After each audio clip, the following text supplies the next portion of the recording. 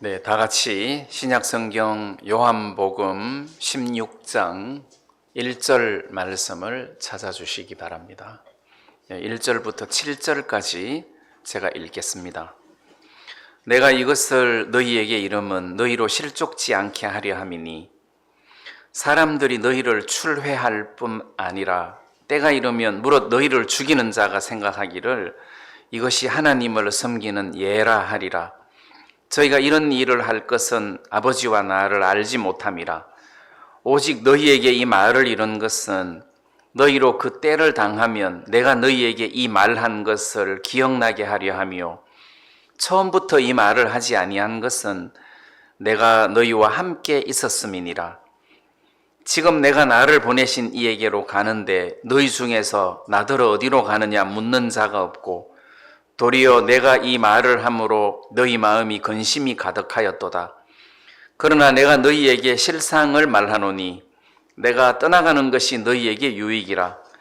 내가 떠나가지 아니하면 보혜사가 너희에게로 오시지 아니할 것이요 가면 내가 그를 너희에게로 보내리니.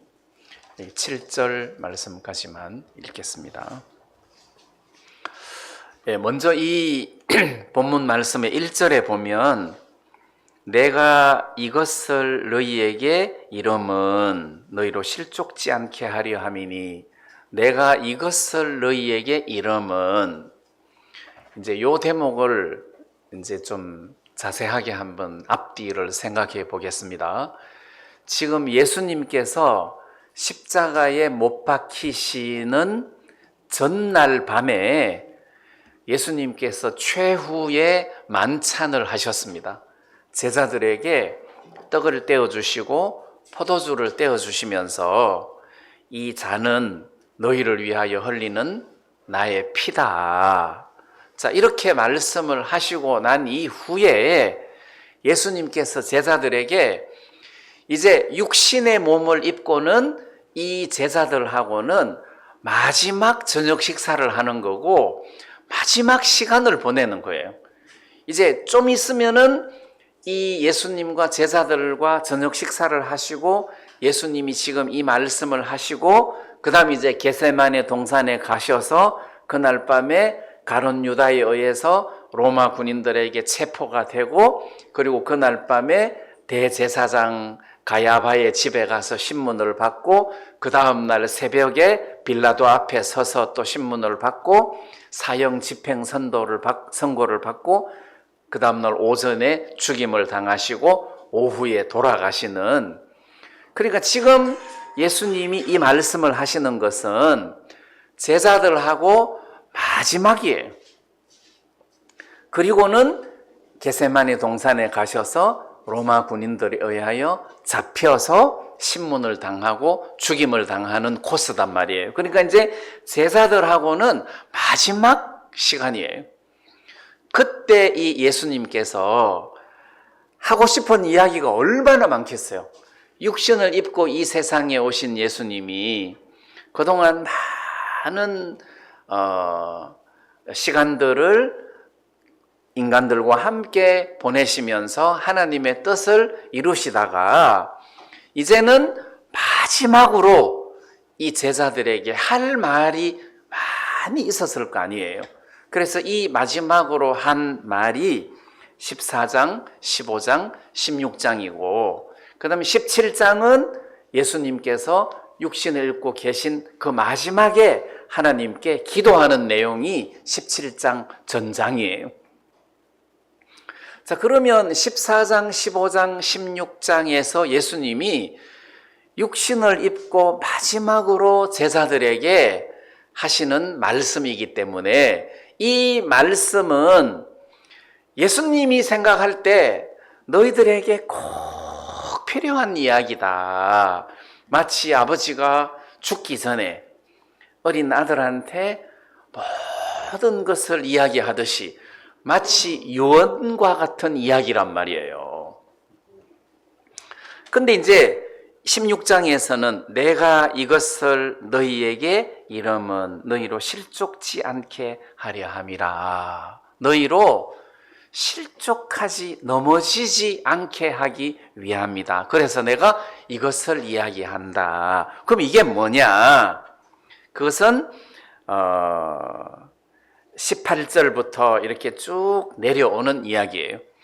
17절에는 내가 이것을 너희에게 명함은 너희로 서로 사랑하게 하려 함이다. 11절에도 내가 이것을 너희에게 이름은 내 기쁨이 너희 안에 있어 너희 기쁨을 충만하게 하려 함이다. 그러니까 예수님께서 이렇게 한 말씀을 쭉 하시고 내가 이걸 너희에게 이러는 것은 내 기쁨이 너희에게 충만하게 하려는 것이다.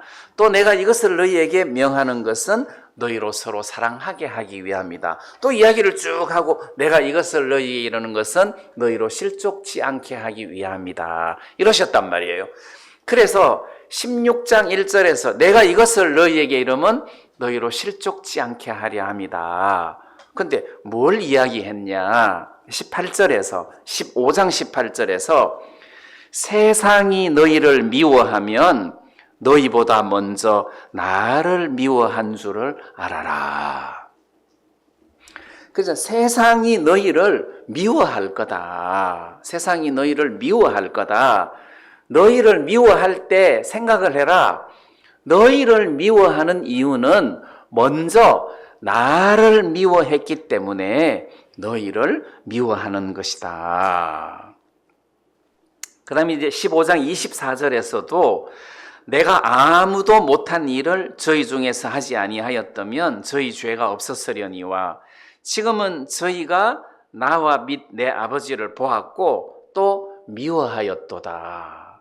그래서 이 저희는 세상, 유대인들, 그런 유대인들이 예수님을 보면 미워했다는 거예요. 그래서 우리가 여기서 미워했다는 말의 의미는 한 번씩 자식도 밉고 친구가 밉고 어떤 때는 부부 사이도 미울 때가 있는데 그런 미운 정도를 말하는 것이 아니라 유대인들이 예수님을 미워하는 것은 미워하는 우리가 생각하는 일반적인 미움을 넘었어요. 그래서 예수님을 미워한다는 것은 예수님을 영접하지 않은 것을 말하는 것이다. 저로 말미암아 세상이 지은 바 되었으되 저희가 그를 알지 못하였고 그가 자기 땅에 오매 자기 백성들이 영접지 아니하였으나 그러니까 예수님이 이 사람들을 다 창조하고 지으셨는데 이분이 자기 땅에 왔는데 백성들이 영접을 하지 않더라. 유대인들이 예수님을 영접하지 않고 거절했단 말이에요. 그러면서 예수님이 귀신을 쫓아내고 능력을 행할 때 귀신의 왕 바알세붑을 힘입어서 귀신을 쫓아낸다. 그렇게 하면서 예수님을 거절하고 핍박하고 또 폄하하고 또 저는 목수의 아들이 아니냐, 저가 배우지 아니하였거늘 어찌 그를 아느냐, 뭐 이렇게 하면서 예수님을 거스리고 그리고 먹기를 탐하는 죄인의 친구다. 뭐 사람들이 예수님을 이렇게 이야기하다가 결국은 교만하다 하면서 십자가에 못 박아 버리는 일을 하셨단 말이에요. 자, 그러면 예수님을 십자가에 못 박아 버리는 이것이 바로 예수님을 미워했다. 이렇게 표현을 지금 하고 있는 겁니다. 그래서 세상이 너희를 미워하면 너희보다 먼저 나를 미워했기 때문에 결국 너희들을 미워한다. 이 미움이라는 단어를 잘 기억하세요. 그래서 미워했기 때문에 결국은 그것이 살인으로 표출이 되는 거예요. 결국 예수님을 미워한 유대인들의 그 마음이 예수님을 십자가에 못 박아 죽이는 일을 하게 됐단 말이에요. 자, 그러면 요한 1서 3장 15절에서 그 형제를 미워하는 자마다 살인하는 자니 살인하는 자마다 영생이 그 속에 거하지 아니하는 줄을 너희가 아나니. 자, 거기서 그 형제를 미워하는 자는 살인하는 자다. 또 살인하는 자마다 영생이 그 속에 거하지 아니하는 줄을 너희가 아나니. 이 살인하는 자는 미워하는 자예요. 그러면 예수님을 미워하는 사람은 구원받은 사람이겠어요? 안 받은 사람이겠어요? 안 받은 사람이죠. 영생이 그 속에 거하지 아니한다. 그러면 예수님을 미워하는 것이 아니라 예수님을 따르는 제자들을 미워하는 사람은 구원을 받은 사람이겠어요? 안 받은 사람이겠어요? 안 받은 사람이라는 거예요. 그래서 그 당시에 구원을 받지 아니한 유대인들이 예수님을 미워하고 예수님의 제자들을 미워했다. 그런데 미워한 정도가 아니라 그 미움이 나중에는 제자들을 죽이기까지 했다. 이제 이런 의미로 미움을 해석을 해 주셔야 요한 1서 3장 15절이 해석이 되는 거예요. 야, 그러면 나도 때때로 자식이 미울 때가 있고 아내가 미울 때가 있고 친구가 미울 때가 있는데 그럼 그 형제를 미워하는 자마다 살인하는 자고 그러면 영생이 내 속에 없어서 내가 구원 안 받은 사람인가? 이렇게 해석을 하면은 좀 해석이 힘들고 오늘 이 요한복음 15장에서 세상이 나를 미워하고 유대인들이 나를 미워하다가 보니까 결국 그것이 살인으로 표출이 되더라. 마찬가지로 유대인들이 예수님을 미워하듯이 제자들을 미워하고 제자들을 미워하다가 보니까 제자들을 죽이기까지 하는데 그것은 그 속에 영생이 없기 때문에 그렇다. 영생이 그 속에 없으니까 예수님을 죽일 수밖에 없고 제자들을 죽일 수밖에 없었다 해서 그 미움이 영생이 없는 사람들에게 생겨나는 그런 미움을 이야기하는 것이다. 자, 이렇게 기억을 하시고, 자, 이것을 너희에게 써은 유대인들이 예수님을 미워하고 제자들을 미워하는데 16장 2절 말씀에 보면 사람들이 너희를 출회할 뿐 아니라 때가 이르면 무릇 너희를 죽이는 자가 생각하기를 이것이 하나님을 섬기는 예라 하리라. 그러니까 이제 이 유대인들이 예수를 믿는 예수님의 제자들을 예수 믿는다고 출회를 시킨다는 거지. 이 출회를 시킨다는 말은 유대인이라는 공동체에서 잘라내는 거예요. 그럼 잘라내면 취직도 못하고 결혼도 못하고 그 사회 조직에 거할 수가 없어요. 아예 그 조직에서 그냥 쫓아내버리는 겁니다.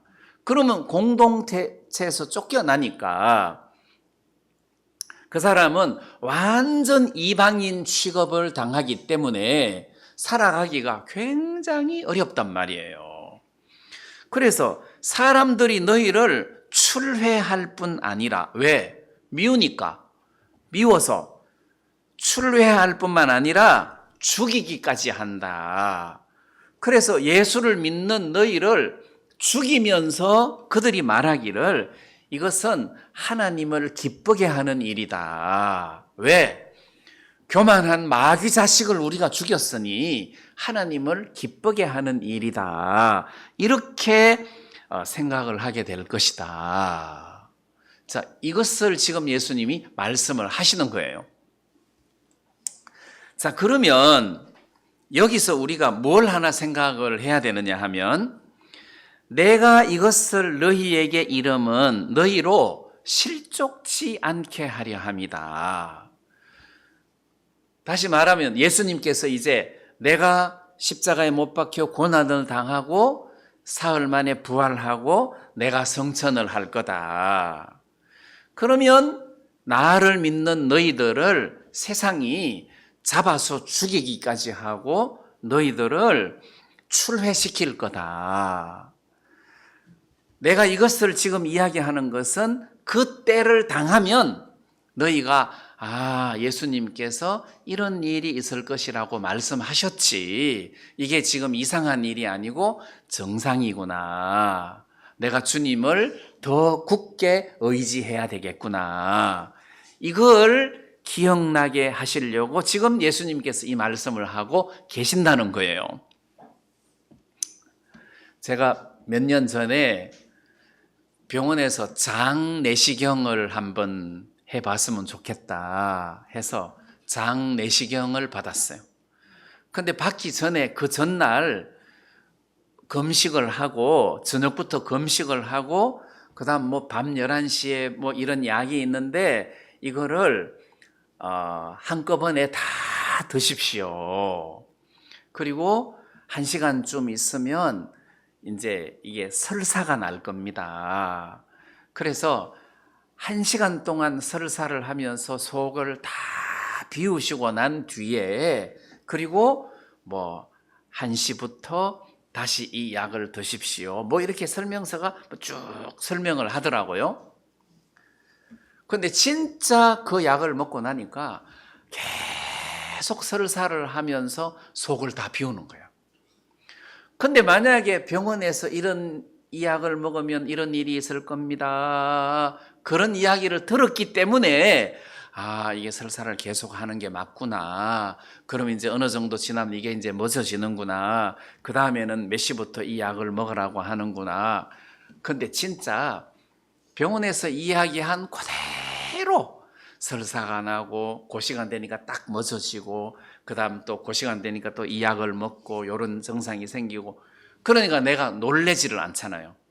이게 지금 정상대로 가고 있구나. 그럼 내일 아침쯤 해서 내시경 검사를 받으면 되겠구나 해서 마음이 편안하고 안정이 된단 말이에요. 그럼 예수님이 제자들에게 미리 앞으로 당할 일들을 잘 설명을 해 주었기 때문에 감옥에 들어가는 일이 있거나 스데반이 죽는 일이 있거나 야고보가 죽임을 당하는 일이 있거나 해도 이런 일이 있다고 했는데 결국 세상이 예수님을 미워하니까 예수님을 믿는 우리들을 이렇게 대하는구나. 그래, 예수님께서 미리 이렇게 될 것이라고 말씀하셨기 때문에 이런 일이 일어나는구나 하고 제자들이 놀라지 않고 지금 우리가 바른 길을 걷고 있구나 하면서 실족하지 않는다는 거예요. 자, 그러면 실족치 않게 하려 함이니 하는 말은 제자들에게 시험 들어서 넘어질 만한 일들이 생긴다. 그때 넘어지지 않게 하려고 내가 너희에게 이 말씀을 전한다. 지금 예수님이 이렇게 이야기를 하고 있잖아요. 그럼 이거를 오늘 교회 시대를 살고 있는 우리들에게 적용을 시켜볼 때 너희들이 세상을 구원을 받고 세상을 이렇게 살다가 보면 이런저런 어려운 일이 찾아오고 넘어질 만한 시험 들어서 넘어질 만한 일들이 생길 거다. 그때 내가 너희들에게 전한 말씀을 기억을 해라. 이제 이 말이라는 거죠. 그러면 여기 16장 4절 말씀을 한번 보겠습니다. 오직 너희에게 이 말을 이런 것은 너희로 그 때를 당하면 내가 너희에게 이 말한 것을 기억나게 하려 함이요. 이렇게 되어 있단 말이에요. 그 때를 당하면 그때가 언제예요? 실족할 만한 어려운 일을 만날 때 이런 일을 만날 때 주님이 전에 하신 말씀을 기억나게 한다는 거죠. 그렇지. 주님이 그때 이렇게 말씀하셨지. 진짜 그렇게 하신 말씀대로 이런 일이 내게 이루어지는구나. 자, 그러면 아까 제가 말씀드렸던 것처럼 15장 11절에 내가 이것을 너희에게 이름은 내 기쁨이 너희 안에 있어 너희 기쁨을 충만하게 하려 함이라. 그러면 주님의 기쁨이 내 속에서 충만하려면 뭐를 기억해야 합니까? 주님이 우리들에게 하신 말씀을 기억하는 거란 말이에요. 또 15장 17절에 내가 이것을 너희에게 명함은 너희로 서로 사랑하게 하려 함이로다. 우리가 형제를 서로 사랑하지 못할 때는 주님이 우리들에게 전하신 말씀을 기억함으로 형제를 사랑하게 된단 말이에요. 그러니까 신앙생활이라는 것은 하나님께서, 주님께서 우리들에게 말씀하신 말씀을 그 때를 당했을 때 기억하면서 그 말씀에 의하여 내가 넘어지지 아니하고 그 어려운 시간들을 넘어간다는 거예요.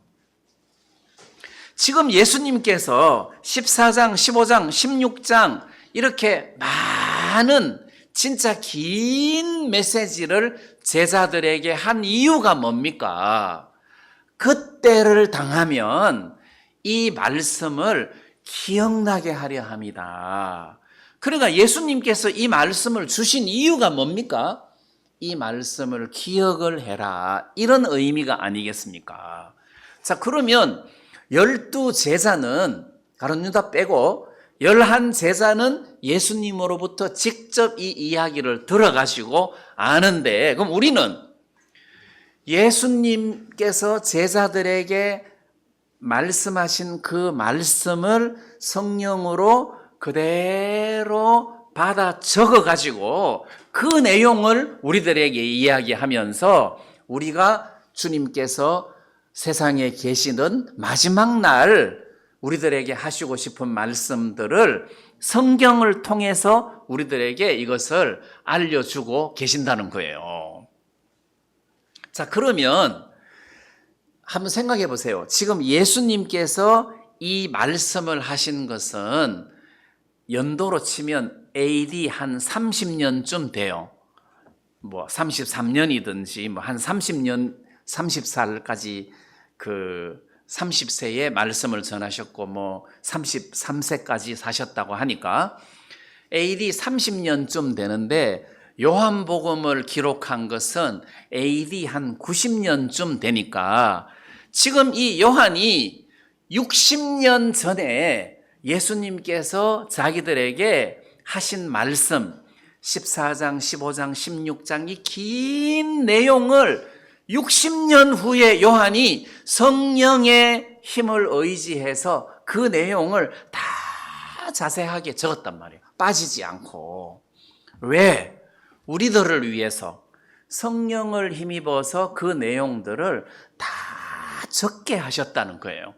그러면 우리가 그것을 읽고 예수님이 제자들에게 하신 말씀, 곧 나에게 하신 말씀이 이 말씀이구나. 그러면 이 말씀을 우리들에게 주신 이유는 그 때를 당하면 너희가 실족할 일이 생길 텐데 실족하지 않게 하시려고 이 말씀을 주셨다는 거예요. 그러면 시험 들어서 넘어지는 사람은 말씀을 기억하지 않아서 그렇다는 거지. 말씀이 없어서 시험 들어 넘어진다는 거예요. 기쁨이 없는 사람은 기쁨이 없는 이유가 우리가 내 기쁨으로 내가 세상을 사는 것이 아니라 주님이 내게 주신 기쁨으로 내가 세상을 사니까 만약에 여러분들 마음속에 기쁨이 없다면 하나님의 말씀을, 주님의 말씀을 기억지 못하기 때문에 기쁨이 없는 거란 말이에요. 그래서 15장 11절에서는 내가 이것을 너희에게 이르면 내 기쁨이 너희 안에 있어 너희 기쁨을 충만하게 하려 합니다. 그럼 제자들이 뭐 때문에 기뻐할 수 있냐?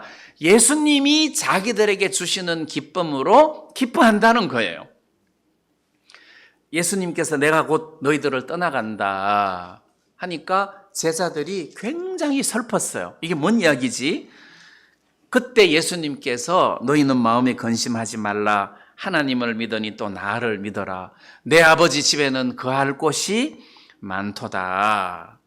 내가 너희를 위하여 처소를 예비하러 가노니 가서 너희를 위하여 처소를 예비하면 내가 다시 와서 너희를 내게로 영접하여 나 있는 곳에 너희도 있게 하리라. 자, 이 이야기는 유대인들의 정혼식하고 너무 비슷한 이야기라 유대인들은 이런 이야기를 하면 금방 알아차린다는 거지. 아, 신랑이 이렇게 약속을 했다가 떠나갔다가 머물 자리를 마련하면 다시 와서 데리고 가는구나. 아, 우리가 이렇게 예수님과 헤어지는 것이 아니라 조만간 곧 우리를 데리러 오실 텐데 예수님과 함께 우리가 영원히 살겠구나. 이런 어떤 메시지가 제자들 마음속에 있을 때 이런저런 어려운 일이 와도 아, 조만간 예수님이 우리를 데리러 오시겠구나. 이런 말씀을 기억하면서 시험 당할 만한 어려운 일들을 넘어간다는 거죠. 이긴다는 거예요. 그래서 지금 오늘 읽었던 이 말씀에서 내가 이것을 너희에게 이름은 그 때를 당하면 너희에게 이 말한 것을 기억나게 하려 한다. 근데 평소에는 많은 말씀들을 우리가 들었어도 평소에는 이걸 잘 기억하지 못하다가 어떤 한 일을 만났을 때 그때 그 말씀이 기억이 나서 아, 이런 말씀을 주님이 하셨지. 그렇다면 이게 더 이상 나한테 문제가 되지 않겠구나. 그런 말씀이 내 속에 기억되면서 그 어려운 형편을 이겨낸단 말이에요. 자, 제가 어떤 어려운 일을 만났어요. 아, 하나님, 왜 제게 이런 어려움을 주십니까? 근데 내가 말씀이 기억나는데 하나님께서 감당할 수 없는 시험 당함을 허락지 않는다고 하셨다. 그리고 우리를 시험하실 때 항상 피할 길을 주신다고 하셨다.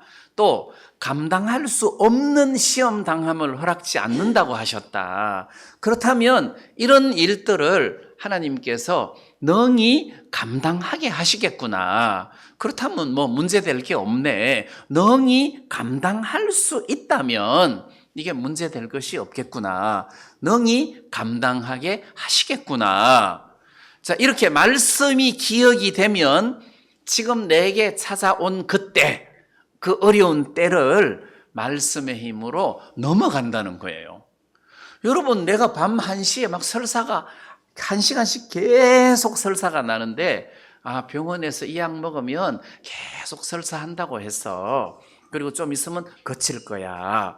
이게 기억이 나면 1시간 내내 설사해도 그걸 걱정 안 한단 말이에요. 그래서 예수님께서 이런 말씀들을 통해서 장차 일어날 많은 일들을 미리 경고하심으로 우리가 놀라지 않고 그 형편을 믿음으로 극복하게 하셨다는 것입니다. 자, 그러면 우리들에게 뭐가 필요하냐? 예수님께서 우리들에게 하신 말씀을 기억하는 것이 진짜 필요하다는 거죠. 어렵고 힘든 일이 있을 때 무엇이 우리를 그 어려움에서 벗어나고 그 어려움을 이기게 할 수 있느냐? 주님이 우리들에게 하신 그 말씀을 기억하는 것이 중요하다. 그래서 모든 구원받은 사람들에게는 이런 하나님의 말씀들이 여러분들 마음속에 가득할 때 그게 여러분들 인생에서 힘이 된다는 것이죠. 에너지가 된다는 거죠. 그게 아무 문제가 되지 않는다는 거예요. 그래서 구원받은 사람들에게 이런 하나님의 말씀들이 큰 힘이 되기 때문에 여러분들이 하나님 말씀을 정확하게 잘 기억하는 것이 굉장히 중요하다는 것입니다. 우리가 시편 73편의 아삽의 시에 대해서 잘 알고 있는데 어느 날 아삽이 시험 들 뻔했다는 것이 실족할 뻔했다. 왜? 악인들이 더 잘 산다는 거지. 악인들이, 죄인들이 훨씬 더 잘 살고 죄인들은 자기가 원하는 수입에 갑절을 벌더라는 거지. 와, 저놈들은 왜 이렇게 잘 사냐. 그리고 죄인들이 훨씬 더 건강하더라는 것이. 얼굴에 기름이 줄줄줄 흐르고 너무너무 살도 찌고 너무너무 잘 살고 건강하더라는 거지. 그리고 죄인들의 자식들도 잘 살더라는 거라. 하나님 왜 이렇습니까? 하나님 섬기는 의인들은 항상 어렵고 힘들고 죄인들은 훨씬 더 잘 산다. 왜 이렇지 하고 생각을 하다가 어느 날 하나님 성전에 올라갈 때에 비로소 깨달았다는 거지. 죄인들이 이렇게 잘 사는 것처럼 보여도 어느 날 갑자기 멸망을 당하더라 해서 저희의 결국을 봤다는 거지. 이런 죄인들이 굉장히 잘 사는 것처럼 보이다가 어느 날 갑자기 멸망으로 망하더라는 거예요. 그래서 뭘 봤느냐 하면 그 사람의 끝을 봤다는 거죠. 끝을 보니까 예를 들어 갖고 구원 못 받은 사람들이 굉장히 잘 사는데 어느 날 딱 죽으면 뭐 심장마비로 죽든 뇌출혈로 죽든 뭐 늙어서 죽든 어느 날 딱 죽으면 그걸로 끝으로 미끄럼틀 타듯이 멸망으로 떨어지더라 해서 저희의 결국을 봤다. 그럼 이제 우리 구원받은 사람들이 뭘 봐야 되느냐 하면 끝을 봐야 된다는 거죠. 끝을. 사람들이 은행에 정기 예금을 하잖아요. 예를 들어서 1년 뒤에 뭐 이자를 뭐 500만 원을 주겠다. 그럼 야, 그래 1년 뒤에 이자를 500만 원 더 불가서 주니까 여기다가 넣어 놓으면 좋겠네 해서 끝을 보고 주잖아요. 은행에다가 예금을 하잖아요. 근데 예를 들어 갖고 내가 돈을 맡기는데 1년 후에 1억을 빼고 주겠다. 그럼 누가 맡기겠어요? 끝을 봐야 된단 말이에요. 끝을. 그럼 예를 들어서 한 달 뒤에 1,000만 원 주고 2달 뒤에 2,000만 원 주고 석 달 뒤에 3,000만 원 주고 1년 뒤에 20억을 뽑아간다 하면 거기 누가 넣겠냐고요. 끝을 봐야지. 그래서 구원받은 사람들이 하나님의 말씀의 눈으로 끝을 보니까 아삽이 해석이 되더라는 거죠. 그래서 모든 구원받은 사람들은 하나님의 말씀에 의해서 그 의문들을 풀고 형편을 풀고 문제들을 풀어나간다는 거예요.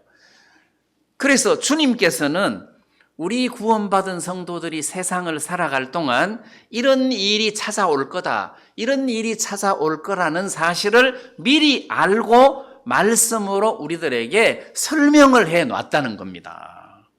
그러니까 오늘 여러분들과 내가 당하는 모든 환경에 대하여 이런 일들이 있을 것이다. 그때 이 말씀을 기억을 해라 해서 그 기억된 말씀으로 문제를 넘어가라고 지금 말씀하시는 거잖아요.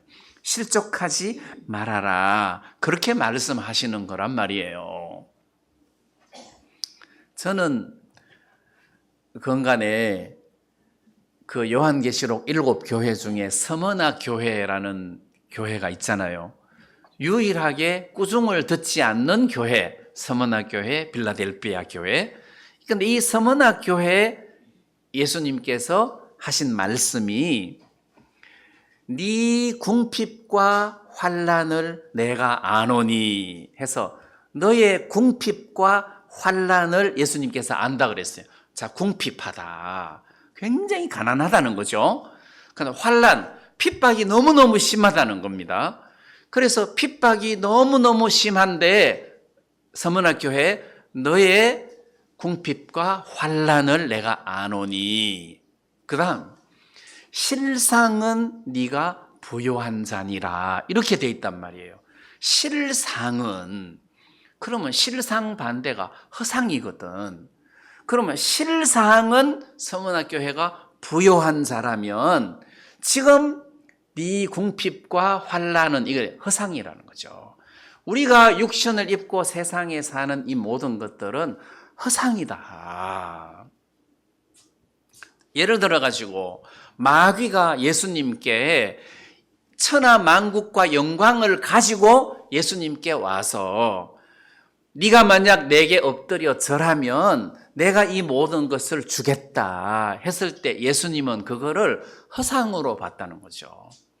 허상이다. 이 세상에 있는 모든 것들은 다 지나가는 것이고 없어지는 것이다. 무슨 이야기냐 하면 제가 텃밭에 정원에 꽃을 심었어요. 한 달이 넘어가는 꽃이 없어요. 그리고 계절마다 정원의 색깔이 바뀌어요. 보면은 뭐 개나리처럼 노랗게 폈다가 그것도 이제 한 4월달, 5월달쯤 되면 그 다 지고 넝쿨 장미가 또 뻘겋게 폈다가 또 좀 있으면 싹 다 지고 여름에는 꽃이 별로 없어요. 그러면 나뭇잎 사이가 이제 막 짙은 초록색으로 쫙 변했다가 그러면 지금 내 눈에 보이는 이런 넝쿨 장미의 붉은색은 허상이라는 것이 한 달만 있으면 없어지니까 허상이라는 거예요. 근데 주님의 사랑과 구원과 하나님과 이런 것들은 없어지는 것이 아니라 영원하다는 겁니다. 그래서 세상에 있는 것들, 이 세상은 없어지는 것이다. 변하는 것마다 없어지는 것이다 해서 이건 허상이다. 베드로전서 1장에서도 인생은 풀과 같고 그 영광은 풀의 꽃과 같으니 하나님의 말씀은 세세토록 있도다. 그래서 인생은 풀과 같다. 그 영광은 풀의 꽃과 같다. 했으니까 그 허상을 보지 말라는 거예요. 그래서 우리가 세상을 살면서 먹을 것이 있고 뭐 입을 것이 있은즉 족한 줄로 알라 했으니까 여기에 아웅다웅하면서 살 것이 아니라 복음을 섬기면서 하나님을 섬기면서 인생을 사는 것이 가장 보람된 인생이고 삶이라는 그런 마음이 드는 것입니다. 그래서 하나님의 눈으로 말씀의 눈으로 세상을 볼 줄 알아야 된다는 거죠. 말씀의 눈으로 세상을 볼 줄 알아야 된다. 그래서 저 사람은 구원받지 못한 사람이라 결국은 패망의 길을 걷겠구나. 저 사람은 구원받지 못했구나. 참 불쌍하다. 이런 어떤 영적인 눈이 있어야 된다는 거죠. 예수님도 세상에 계실 때 부자를 보고 야, 부럽다. 나는 머리 둘 곳이 없는데 예수님이 이런 적이 있었느냐고요? 그런 적이 없었다는 것이. 그래서 진짜 중요한 것은 말씀으로 말미암아 우리의 마음을 기쁘게 하고 즐겁게 하는 것이 가장 중요하다. 이런 말씀을 드리고 싶습니다. 그래서 예수님께서 세상에 계시다가 마지막 밤 제자들에게 부자 되는 방법 이런 걸 가르친 적이 없다는 거죠. 부자 되는 방법, 건강하게 오래 사는 방법 이런 걸 안 가르쳐주고 뭐 쓸데없이 기쁨을 충만하게 하려 함이라 서로 사랑하게 하려 함이라 실족지 않게 하려 함이라 다 영적인 것들이라는 거죠. 자, 우리가 신앙생활을 할 때 가장 중요한 것은 하나님께서 우리들에게 하신 이 모든 말씀들을 그때 기억하는 거란 말이에요. 그때 기억하는 거다. 그래서 평소에 이 모든 말씀을 다 기억할 필요는 없어요. 그런데 어떤 일을 만났을 때 그때 여러분들 마음속에 하나님의 말씀이 기억되어서 그 말씀으로 형편을 이길 수 있는 그런 신앙을 해야 된단 말이에요. 그러기 위해서는 평소에 이 많은 말씀들을 여러분들 마음속에 넣어놓는 것이 중요하다는 것입니다. 그래서 하나님 말씀이 여러분들 속에 많이 들어있는 사람은 헷갈릴 일이 없다는 거예요. 그래서 어떤 자매님이 제가 선교회를 나와서 다른 교회를 다니는데 거기를 나와서 그런가 사업이 요즘 잘 안 됩니다. 제가 다시 들어가야 될까요? 아무래도 저주를 받은 것 같은데 이거 말씀이 속에 없어서 그렇다는 거죠. 정확한 하나님 말씀이 없으니까 엉뚱한 생각이 나를 지배해서 나를 불안하게 한다는 거예요. 그래서 우리의 생각을 꽉 잡아서 흔들리지 않고 견고하게 해줄 수 있는 것이 바로 하나님의 말씀이라는 겁니다. 그래서 예수님께서 내가 이것을 너희에게 이름은 이렇게 지금 말씀하고 계시는 것입니다. 그 다음 이제 3절 말씀을 16장 3절 말씀을 보니까 저희가 이런 일을 할 것은 아버지와 나를 알지 못함이라. 이게 좀 단순한 말 같은데도 이게 무슨 이야기입니까? 너희들을 출회시키고 너희들을 죽이면서 이것은 하나님을 섬기는 일이다. 이렇게 말하는 세상 유대인들이 앞으로 일어날 거다. 그러면 그런 인간들은 왜 그런 일을 하냐? 그런 악을 저지르냐? 3절에 아버지와 나를 알지 못합니다.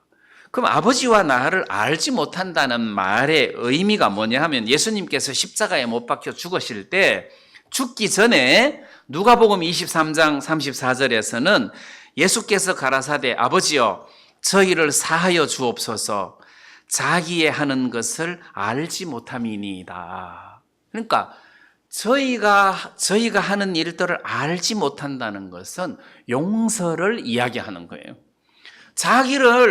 자기들을 죽이면서 이걸 하나님 섬기는 예다. 이렇게 말하는데 예수님은 하나님과 자기를 알지 못해서 그랬을 뿐이다 하고 그 죄를 용서하고 있는 마음이라는 거죠. 알지 못해서 그랬다.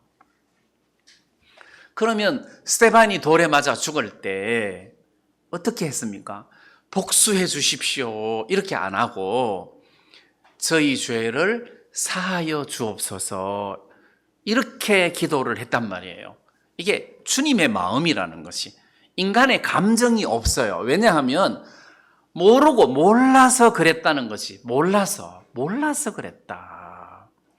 로마서 10장 2절에서도 유대인들을 향하여 저희가 하나님께 열심히 있으나 지식을 쫓은 것이 아니라 하나님의 의를 모르고 자기 의를 세우려고 힘써 하나님의 의를 복종치 아니하였느니라.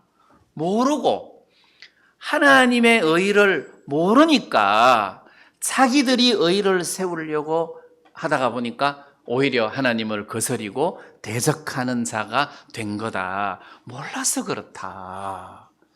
해서 지금 예수님께서 그 유대인들을 잡아 죽일 놈 막 이렇게 지금 해석하는 것이 아니라 몰라서 그런 거다. 모르니까 대적자가 되는 거예요. 악해서 대적자가 되는 게 아니라 모르니까 대적자가 되는 거예요. 그러면 신앙생활을 잘 못하는 사람도 왜 신앙생활을 잘 못하겠습니까? 정확하게 모르니까 신앙생활을 잘 못하는 거예요. 그럼 구원 못 받은 사람은 정확하게 모르니까 구원을 못 받는 거예요. 하나님의 말씀을 정확하게 알면 그 사람은 그 지식이 그 사람을 구원의 길로 이끌어 간단 말이에요. 자, 그래서 이 말씀에 아버지와 나를 알지 못함이니라. 그래서 이런 일이 생기는 거다. 반대로는 아버지와 나를 아는 것이 곧 하나님을 잘 믿는 것이다. 그러면 사랑할 수밖에 없게 되는 거죠. 자, 그럼 여기서 이제 다시 한번 정리를 해보겠습니다. 유대인들이 예수님을 미워하고 죽이고 제자들을 미워하고 죽이는 것은 알지 못하기 때문에 예수님을 알지 못해서 그런 거다. 그럼 미워하는 것 반대는 사랑이에요.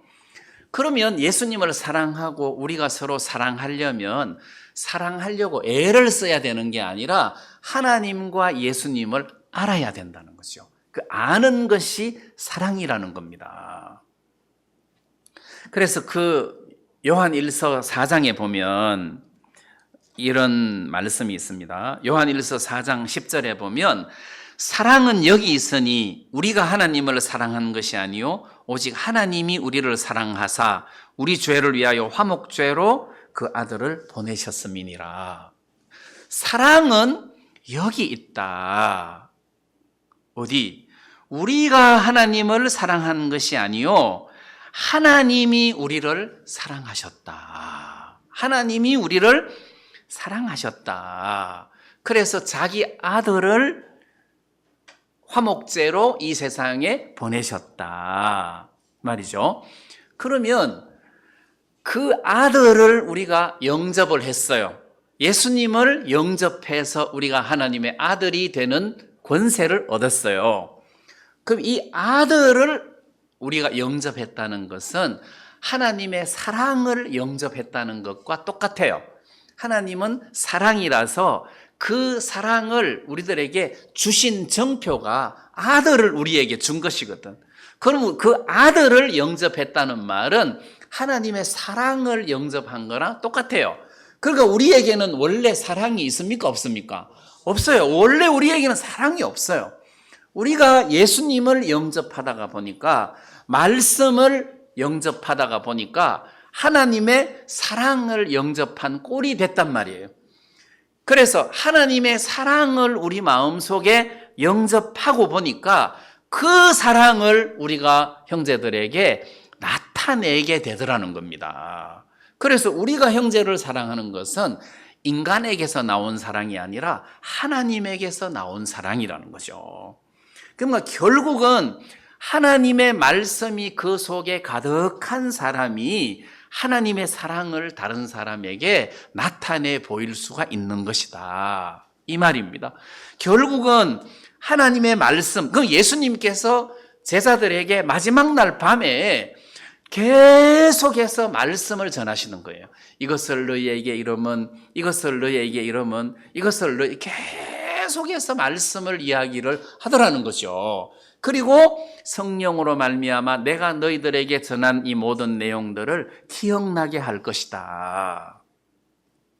그래서 그 말씀이 제자들이 살아가는 데 있어서 힘이 되고 나침판이 되고 그게 빛이 된단 말이에요. 그럼 우리도 마찬가지죠. 우리는 성령으로 말미암아 기록된 이 인쇄된 이 말씀을 읽으면서 하나님의 뜻을 발견하고 그때를 당하면 이 말씀을 보면서 아, 주님이 이렇게 말씀하셨는데 이런 일이 생겼구나. 그렇다면 내가 이 말씀을 믿음으로 견디면 되겠구나. 아, 설사 1시간 정도 설사 하는데 이 정도는 내가 알고 있으니까 문제가 안 되겠다. 넘어간다는 거예요. 마음이 흔들리지 않고 넘어지지 않는다는 겁니다. 하나님의 말씀이 우리를 이렇게 지켜주고 잡아준다는 거죠.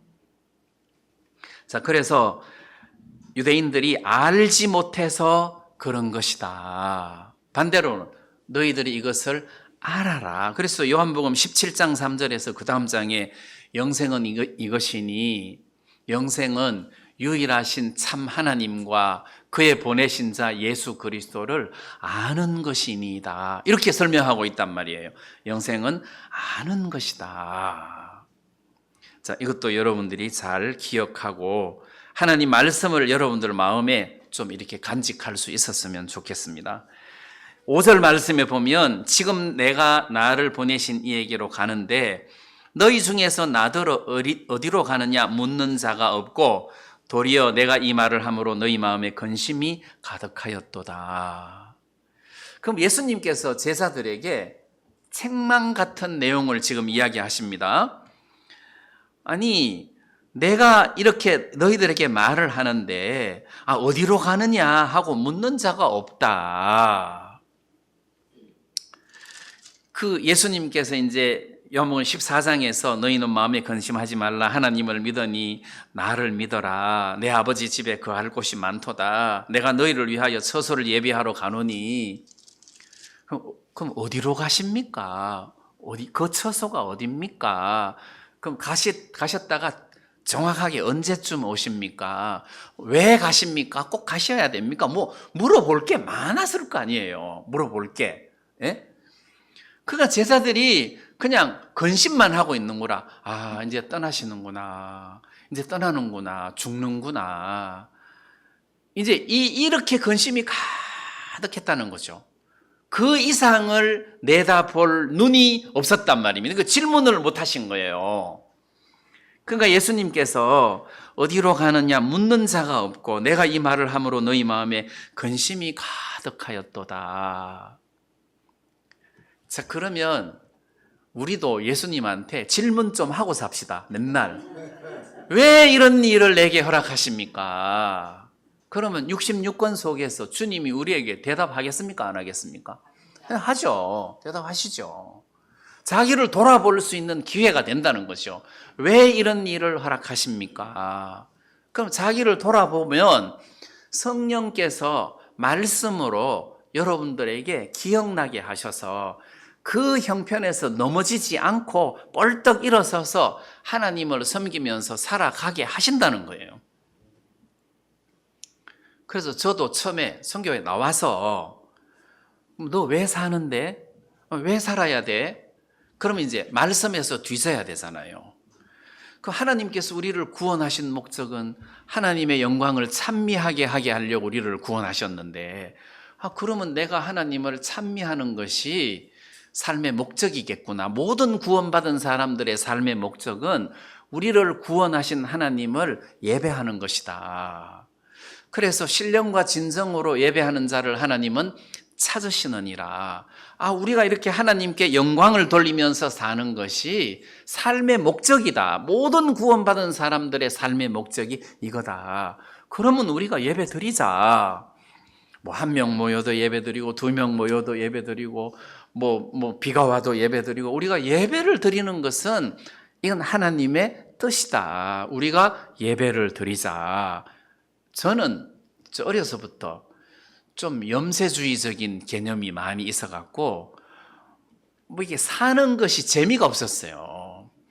소풍 간다 그러면은, 올 때 피곤하겠다. 갈 때를 생각하는 게 아니라, 올 때 참 피곤하겠다. 그것도 결혼한다고 날 잡아놓고, 이렇게 행복하게 잘 살다가 언젠가 한 명 죽겠지. 그러면 너무너무 슬프겠다. 이 생각을 했어요. 결혼식을 생각하는 게 아니라, 둘 중에 어느 날 죽는 날을 생각을 했단 말이에요. 그러니까 이게 사람이 이렇게 생각을 하다가 보면 해답을 찾아야 되잖아요. 그러니까 이제 구원을 받고 신앙 안에 있다가 보니까, 말씀 안에 있다가 보니까, 우리가 구원받은 사람들은 영원한 세계에 속한 사람이기 때문에 죽어도 다시 만나고 죽어도 다시 만나고 하니까 죽는 것이 아니잖아요. 그래서 구원받은 사람들에게는 굿바이가 없다는 거지. 굿바이가 없다. 그래서 하나님의 말씀이 우리 속에 있으면 그 말씀이 우리들에게 힘을 주고 해답을 주어서 마음으로 방황하지 않게 한다는 거예요. 방황하지 않게 한다. 그래서 이 말씀들은 전부 다 어떤 내 영혼에 관한 말씀이기 때문에, 다시 말하면 예수님께서 제자들에게 돈 버는 방법, 고생 안 하고 사는 방법, 이런 거를 지금 가르쳐 주신 것이 아니라 예수님을 따라가는 데 있어서 넘어지지 않고 예수님을 끝까지 따라갈 수 있는 방법, 이런 것을 지금 여기서 말씀하고 계신다는 거죠. 그래서 삶의 초점을 먹고 사는 것은 그냥 이렇게 살면 되는 거고, 먹고 사는 것은 이렇게 살면 되는 거고, 여러분들이 주님을 넘어지지 않고 어떻게 끝까지 섬기면서 따라갈 수 있을 것인가? 그 해답은 하나님의 말씀을 기억하는 데 있다. 이렇게 여러분들이 믿으시고 또 이렇게 여러분들이 이 마음으로 살 수 있었으면 좋겠습니다. 7절 말씀해 보니까 6절 끝에 마음의 근심이 가득하였도다. 그러나 이 말이죠. 그 제자들이 너무 연약하고 믿음도 없는데 그러나 이게 참 좋아요. 내가 이렇게 말하는 너희가 어디로 가는지 묻는 자가 없고 마음에 근심이 가득하였도다. 내가 너희들 믿고 일할 생각을 하니까 앞이 캄캄하다. 이제 이렇게 대답하시는 것이 아니라 너희들이 그렇게 믿음이 없고 근심이 가득하지만 그러나 하면서 내가 너희에게 실상을 말하노니 내가 떠나가는 것이 너희에게 유익이라. 자, 이런 연약한 제자들에게 예수님께서 어떤 큰 소망을 갖고 계시는데 예수님께서 이런 제자들에게 보혜사 성령을 보낼 것이다. 이 성령이 너희 속에 있어서 너희들을 이끌어 갈 것이다. 그래서 그러하나 내가 떠나는 것이 너희에게 실상은 유익하다. 이렇게 지금 말씀하고 계시는 거예요. 자, 여기서 여러분들이 잘 생각하셔야 될 것이 있는데 원래 하나님은 삼위일체라고 하잖아요. 삼위. 하나님 아버지, 그 다음에 아들 예수님, 그 다음에 성령, 이렇게 삼위라고 하시죠. 근데 구약 성경 때는 하나님 아버지, 하나님이 일을 하셨어요. 여호와 하나님께서 엘리야에게 나타나시고 뭐 다윗에게 사무엘에게 나타나시고 다니엘에게 나타나시고 이게 하나님의 입장, 하나님의 신분으로 사람들에게 나타나셨어요. 그리고 예수님 때는 육신을 입은 예수님을 통해서 하나님의 뜻을 나타내셨어요. 그 다음에 이제 교회 시대 때는 예수님도 하나님도 아니고 성령이 성도들 마음속에 임하셔서 성령으로 말미암아 일을 하신단 말이에요. 그러면 구약의 하나님은 아브라함에게 나타날 때 환상으로 이상으로 이렇게 나타나시고 예수님이 계실 때는 육체를 입고 계셨기 때문에 예수님 계신 그 일대에서만 사람들이 예수님을 만나고 그 말씀을 들을 수 있었단 말이에요. 근데 지금 이 시대는 하나님의 성령이 모든 구원받은 사람 마음속에 성령을 주어서 그 성령으로 말미암아 인도를 받게 하셨다는 거죠. 근데 그 성령이 하는 일이 뭐냐 하면 그냥 성령이 마음에서 뭐 김형제 내일은 어디로 가라 이렇게 하시는 것이 아니라 성령이 하는 일은 바로 예수님께서 우리들에게 전해주신 그 모든 말씀을 여러분들에게 생각나게 해서 그 말씀 안에서 살아가도록 이끌어 간다는 거죠.